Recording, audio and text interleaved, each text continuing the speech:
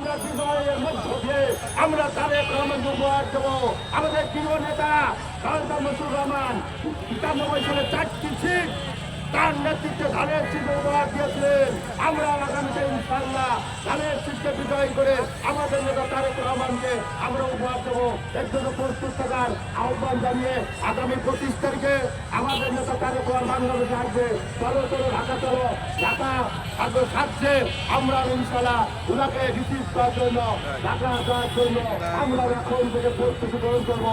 এই প্রস্তুতি গ্রহণের আহ্বান জানিয়ে সকলকে ধন্যবাদ জানিয়ে আমি আমার বক্তব্য শেষ করছি। 16 ডিসেম্বর বাবু বলেছে আপনার 11 সাড়ে 10টা